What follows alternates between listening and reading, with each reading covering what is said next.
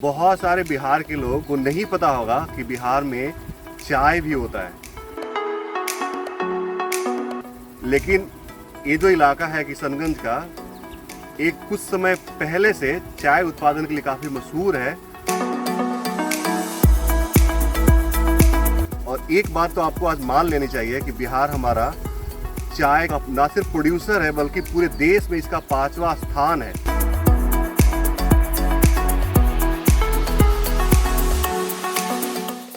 नमस्ते, प्रणाम। Back to farming agriculture tour of Bihar के दौरान हम लोग हैं किशनगंज में, और आपको जो पीछे बहुत सारा चाय का बागान दिख रहा है वो किशनगंज का ही है। बहुत सारे बिहार के लोग को नहीं पता होगा कि बिहार में चाय भी होता है। लेकिन ये जो इलाका है किशनगंज का, एक कुछ समय पहले से चाय उत्पादन के लिए काफ़ी मशहूर है।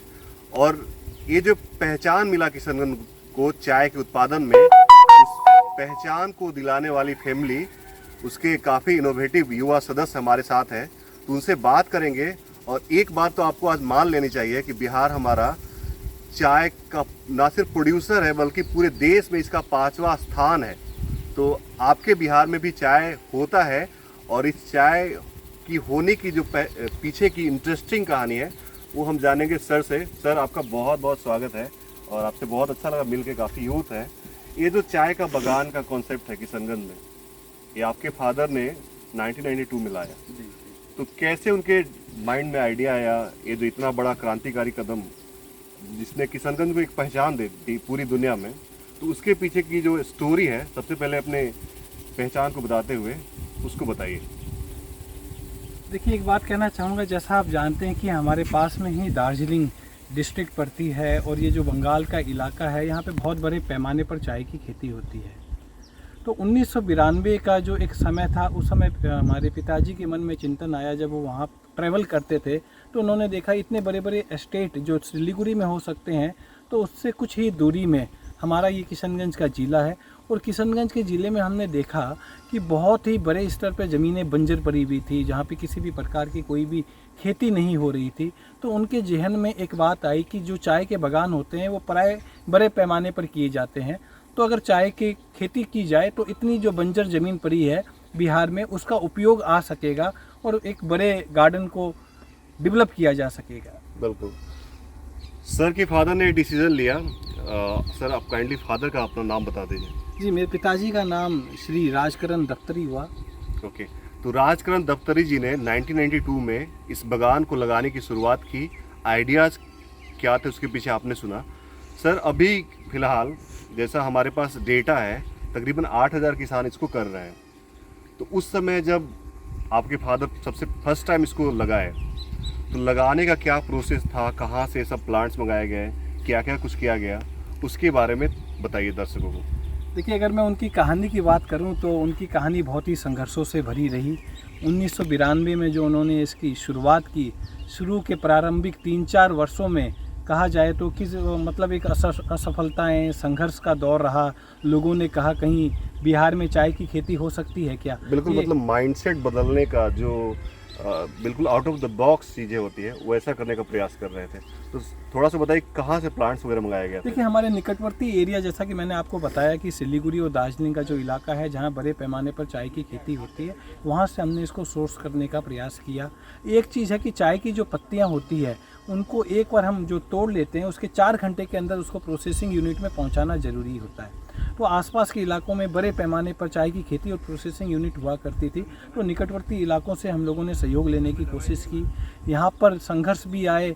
लोगों का एक एसोसिएशन है कि पहाड़ी इलाकों में चाय की खेती होती है, लेकिन जब उन्होंने इसके अंदर डीपली रिसर्च की, अपने जीवन के 4-5 साल इसमें लगाए, तो उनको ये लगा कि नहीं, बिहार में भी अगर मेहनत की जाए तो हम आगे बढ़ सकते हैं, चाय की खेती कर सकते हैं। तो उन्होंने वहाँ से उनको सहयोग प्राप्त हुआ। और उसके बाद जो इन्होंने यहाँ पे शुरुआत की, तो हमने देखा कि एक कारवां जुड़ता गया। यहाँ पे कई ऐसे किसान थे जिनकी ज़मीनें बंजर पड़ी हुई थी, कोई उपयोग में नहीं आ रही थी, तो उन्होंने भी उनके साथ मिलकर चाय की खेती में आगे बढ़ना शुरू किया। और आज हम देख रहे हैं पैमाना ये है कि किशनगंज में करीब 8000 से ज़्यादा किसान चाय की वर्तमान में खेती कर रहे हैं। 20,000 एकड़ से ज़्यादा एरिया में चाय की प्लांटेशन हो रही है। तो 30 वर्षों का ये सफ़र चाय की खेती से शुरुआत से लेकर अब तक हम लोगों ने तय किया है। 1992 में जब आपके फादर ने सोचा किशनगंज में हम चाय लगाएंगे, कोई कॉन्सेप्ट नहीं था, कोई बागान नहीं था, एक चाय का पौधा नहीं था। उस समय से लेकर आज जो 8000 किसानों तक ये बागान फैल चुका है, तो बहुत सारा स्ट्रगल भी आपके फादर ने फेस किया होगा। तो एक दो कोट अगर आप करना चाहते हैं, कुछ इंसिडेंट, क्या क्या स्ट्रगल किया जो एक फार्मर से 8000 फार्मर तक ये फैला, तो उसके बारे में एक दो इंसिडेंट आप कोट करना चाहें तो कर सकते हैं। जी ज़रूर। देखिए, सबसे बड़ी बात क्या है कि बिहार में चाय की खेती उस समय एकदम नई चीज़ थी, तो यहाँ पे टी का कोई कल्चर नहीं था। और अगर हम बात करें यहाँ पे जो हमारे लेबर मज़दूर लोग भी जो जुड़े थे, उनको इसकी खेती के संबंधी कोई भी जानकारी नहीं थी और हम भी इसके बारे में एकदम नए थे। और इस तरह की ज़मीन में कौन से पौधे लगने, कौन सी वैरायटी ऑफ टी उपयुक्त रहती है, इनसे भी हम अनजान थे। तो एक ये जो ट्रायल एंड एरर का हमारा 5 साल का एक फेज़ चला, हमने पौधे लगाए, हमको सफलता नहीं मिली, हमने यहाँ के मज़दूरों को सिखाने के लिए आसपास ट्रेनिंग दिलाने का बहुत प्रयास किया। तो ये एक 5 साल का एक संघर्ष रहा। कई बार पिताजी के मन में भी कभी कभी ये चिंतन आया कि क्या इसको लेके आगे बढ़ना चाहिए या नहीं बढ़ना चाहिए। मैंने कोई गलती तो नहीं कर दी, ऐसा भी बहुत सारा उनके दिमाग में आइडिया जाते रहते हैं, लेकिन उन्होंने हिम्मत नहीं छोड़ी। बिल्कुल। कई लोगों से वो हतोत्साहित हुए जब प्रारंभिक उनको 3 साल तक कोई रिजल्ट नहीं मिला, लेकिन उनके मन में एक अजीब सा जज्बा, जुनून, उनका व्यक्तित्व ही कुछ ऐसा है, तो वो संघर्ष के साथ जुड़े हुए रहे। तो ये मेरे को लगता है उस समय हमने प्रारंभिक कुछ सफलता तो प्राप्त की, लेकिन अभी भी इसमें बहुत स्कोप बाकी है। वर्तमान में भी बिहार की चाय के ऊपर काफ़ी रिसर्च किया जा सकता है। जो हमारे 8000 किसान भाई जुड़े हुए हैं, अभी तक ये इस चीज़ को लेकर संशय में रहते हैं कि कौन सी वैरायटी ऑफ प्लांट लगाएं तो उनको मैक्सिमम प्रोडक्टिविटी मिलेगी। तो ये जो थोड़ी टेक्निकल एक्सपर्टीज या रिसर्च की हम जो बात कर रहे हैं, इनोवेशन और मैकेनाइजेशन का ज़रूरत है चाय के फार्मिंग में। अगर हम कॉमर्शियल लेवल पे बात करें, तो अगर कोई किसान 1 एकड़ में चाय की बागवानी लगाना चाहता है, तो उसे कितने पैसे खर्चने होंगे, और वो हर साल जब चाय मैच्योर हो जाए, प्रोडक्शन लेवल पे आ जाए, तो कितना इनकम जनरेट कर सकता है, इसके बारे में बताइए। देखिए, अगर हम बात करें 1 एकड़ में करीबन आप ये समझ लीजिए कि किस प्रकार की प्लांटिंग करते हैं। सिंगल रो, डबल रो, 2 तरह की प्लांटिंग होती है, जो 2 प्लांट सटे हुए रहते हैं। फिर बीच बीच में आपको यहाँ पर एक पैसेज आने जाने का, पत्ती प्लग करने का मिलता है, या एक रो अगर हम बनाए कि बीच बीच में पैसेज रहे, इसके ऊपर डिपेंड करता है कि आप कितने प्लांट्स को यहाँ पर लगा पाते हैं। करीबन 6000 से 8000 आप ये समझ लीजिए कि प्लांट्स आप 1 एकड़ में लगा पाते हैं। प्रति एकड़ की अगर हम बात करें तो एक हमारा अनुमान रहता है कि साल भर में 6000 से 7000 किलो पत्तियां बिहार में, जो हमारी ज़मीन है, जो क्लाइमेट है, वो लोग ले पाते हैं। पत्तियों की अगर हम कीमत की बात करें तो ये कीमत फ्लक्चुएट होती रहती है, 10 रुपये से लेकर 20 रुपये के बीच में, अलग अलग समय में, अलग अलग सीजन में अलग अलग कीमतें होती है। तो ओवरऑल ग्रॉस रेवेन्यू की बात करें तो करीबन 80-90 हज़ार रुपये का रेवेन्यू, ग्रॉस रेवेन्यू एक फार्मर इससे ले पाता है। अब खर्च की अगर बात करें तो ये डिपेंड करता है कि हमारा क्लाइमेट कैसा रहता है, बीमारियां कितनी रहती है, बारिश कैसा रहता है, बारिश कैसी रहती है, इन सब के हिसाब से उनकी प्रॉफिटेबिलिटी डिपेंड करती है। वो वेरी फ्लक्चुएट होते रहती है साल दर साल। लेकिन हमारी प्रॉफिटेबिलिटी आज भी अगर हम बात करें बंगाल और असम के चाय बागानों से, वो कम है। कारण इसमें एक है कि इसमें रिसर्च की अपेक्षा है, कंटिन्यूस ट्रेनिंग की अपेक्षा है कि जो छोटे छोटे किसान जुड़े हुए हैं उनको किस प्रकार हम दे सकें। अब तो यहाँ पे किशनगंज में कृषि महाविद्यालय भी खुल गया है, सरकार से भी हमारी बातचीत चल रही है, कई बार एसोसिएशन के माध्यम से हमने रिप्रेजेंटेशन भी किया है। अगर यहाँ पे रिसर्च का कार्य शुरू हो जाए और फार्मर्स को कंटिन्यू ट्रेनिंग दी जाए तो निश्चित रूप से चाय की एरिया भी बढ़ेगी और उनकी जो कमाई है वो भी बढ़ने के पूरे आसार हैं। सर, ये जो चाय का लाइफ साइकिल होता है, इसका कैसे स्टार्टिंग होता है और जब तक हमारे कप में आता है, तो उसके बीच का जो भी प्रोसेस होता है, थोड़ा उसके बारे में फोकस कीजिए। देखिए, सबसे पहली बात तो मैं बताना चाहूँगा, चाय का जो है कि हम पौधा देख रहे हैं, इस एक चाय के पौधे की जो आयु होती है वो 90 से लेकर 100 वर्ष के बीच में होती है। मतलब एक बार बागान लगाने के बाद ये 100 साल तक आपको प्रोडक्शन देंगे। जी। ओके।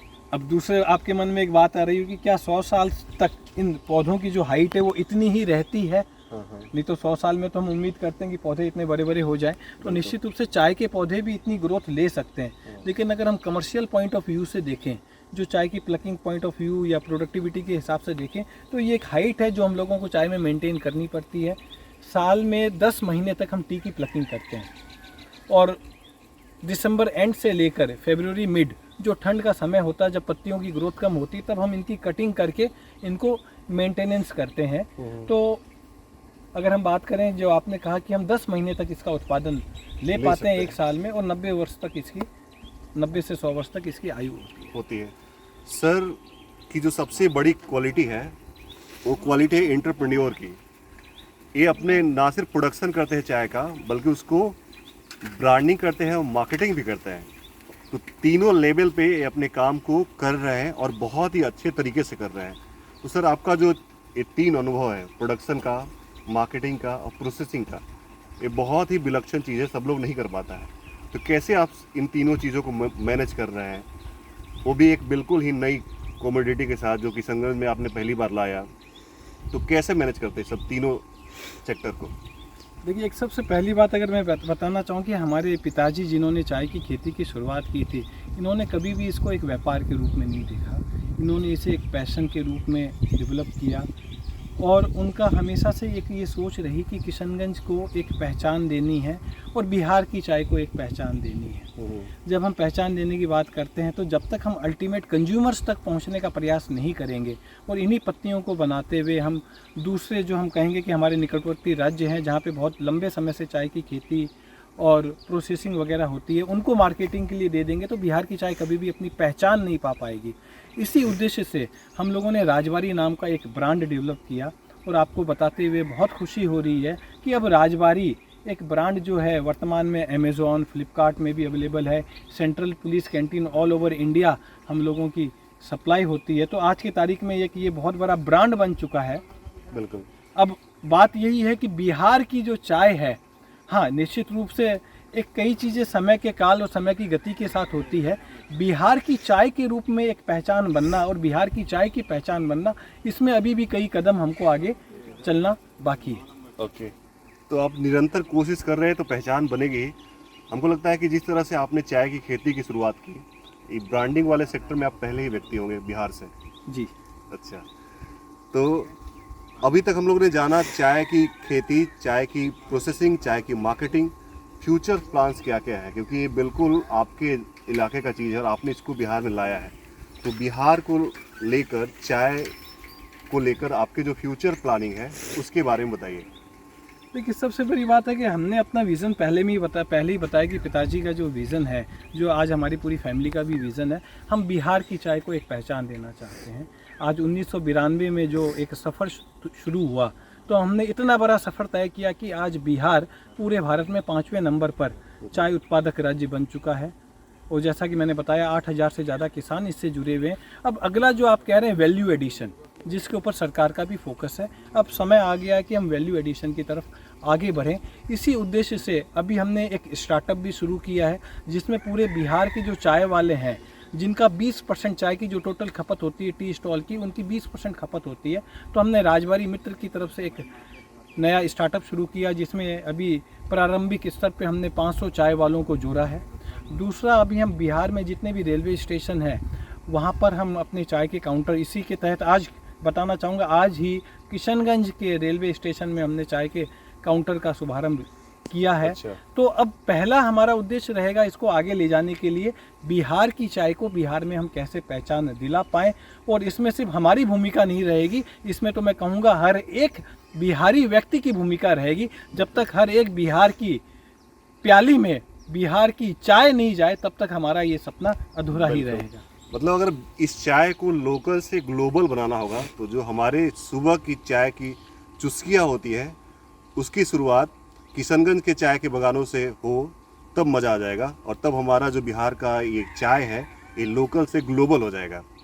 सर, अभी जो इतना मनोरम दृश्य दिख रहा है, आपने जो इतना स्ट्रगल किया, स्ट्रगल करने के बाद आपको सफलता मिली, आप प्रोसेसिंग करते हैं, मार्केटिंग करते हैं, आपके फ्यूचर प्लान्स हैं, तो ये जो पूरा का पूरा प्रक्रिया है, किशनगंज में अभी ये किस तरह से बढ़ रहा है और आने वाले समय में किस लेवल तक जा सकता है आपके हिसाब से, और इसमें सोसाइटी और गवर्नमेंट का क्या रोल हो सकता है, तो आखिरी कंक्लूजन के रूप में इसको आप बताइए। देखिए, सबसे पहली बात तो मैं ये कहना चाहूँगा, 1997 में टी बोर्ड ऑफ इंडिया के द्वारा एक सर्वे किया गया था। उस सर्वे के दौरान उन्होंने ये पाया कि किशनगंज के साथ साथ पूर्णिया, कटिहार और अररिया की एरिया को भी टी प्लांटेशन के लिए मतलब उपयुक्त पाया उन्होंने।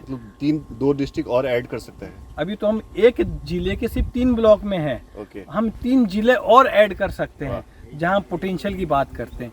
हम पोटेंशियल की बात करते हैं तो वर्तमान में भी बिहार में जितनी चाय हो रही है 11 टी प्रोसेसिंग यूनिट है, पर जितनी पत्तियां हो रही है सारी पत्तियां हमारे निकटवर्ती बंगाल में जा रही है। ये सरकार के आंकड़ों में, सरकार के पास भी ये आंकड़े हैं। वर्तमान में 50 चाय की फैक्ट्री और यहाँ पर बैठ सकती है अगर बिहार में उत्पादित जितनी भी चाय की पत्तियां हैं वो वहाँ पर प्रोसेस की जाए। तो अगर हम पोटेंशियल की बात करते हैं तो मतलब इट्स एंडलेस। मैं तो ये कहना चाहूँगा कि अगर सही तरीके से इसको हम एक्सप्लोर करें तो हम पश्चिम बंगाल से भी आगे निकल सकते हैं। बहुत बढ़िया। तो उम्मीद करते हैं कि हम बाकी ज़िले से आगे बढ़े और बिहार का चाय हर कप तक पहुँचे। बिहार के लोग वैसे भी क्रांतिकारी होते हैं और बिहार के लोग वैसे भी अपने काम में माहिर होते हैं। तो सर आपको बहुत शुभकामनाएं हैं हमारी तरफ से। आप बहुत तरक्की कीजिए और आपके साथ बिहार का चाय तरक्की करे। आपके साथ ये बिहार का चाय, आपका जो सपना है कि हर कप में बिहार का चाय पहुँचे, वो सपना पूरा हो। हम सब आपको बहुत बधाई देते हैं, बहुत शुभकामनाएं देते हैं। बहुत बहुत धन्यवाद। चलिए, बहुत बहुत धन्यवाद, आपने बिहार की चाय को कवर किया। बिल्कुल।